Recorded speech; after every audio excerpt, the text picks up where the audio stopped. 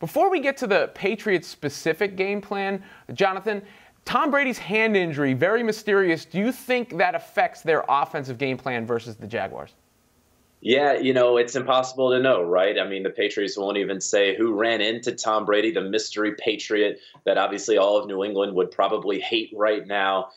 We don't know how serious the hand injury is. We're all waiting on him to step up to the podium, and everyone's going to snap the quick pictures to see the laceration on the hand and where it could be. Is it going to be on the palm? Is it going to be, in the webbing of his fingers? And so until we really know what it's like, it's impossible to know just how bad this injury is. And then, of course, there's always the issue of gamesmanship and sportsmanship when we talk about the New England Patriots. How bad is this injury? Do you wish you still had Jimmy Garoppolo?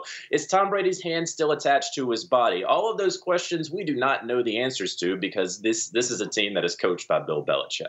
Now, when it comes to their specific game plan, the Jaguars are more suited for the typical Patriots attack than most teams. They got Miles Jack and Jalen Ramsey to maybe cover Gronk. They can get pressure up the middle with just 4. Do you expect Belichick to pull one of his patented moves to sort of go against their weakness? Maybe the Patriots flip the script and go to a power running game?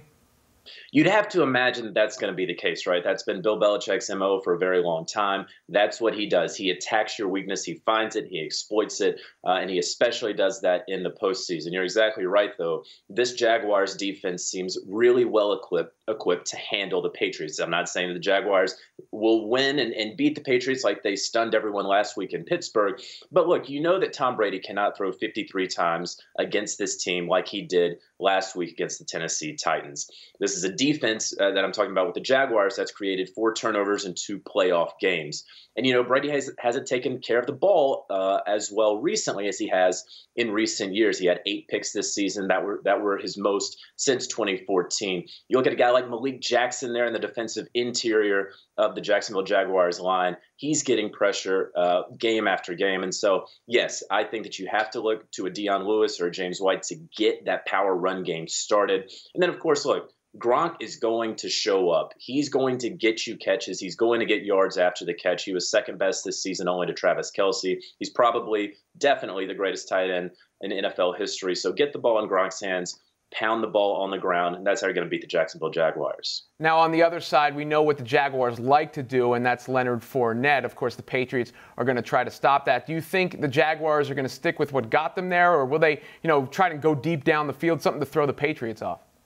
Yeah, you got to dance with who brought you, right? And who brought you is the Jacksonville Jaguars defense. And so as we have seen throughout this season, 18 games for the Jacksonville Jaguars are going to rely on their defense, and they're going to not allow Blake Bortles to mess them up, right? This offense has 8 turnovers in their 12 wins this season.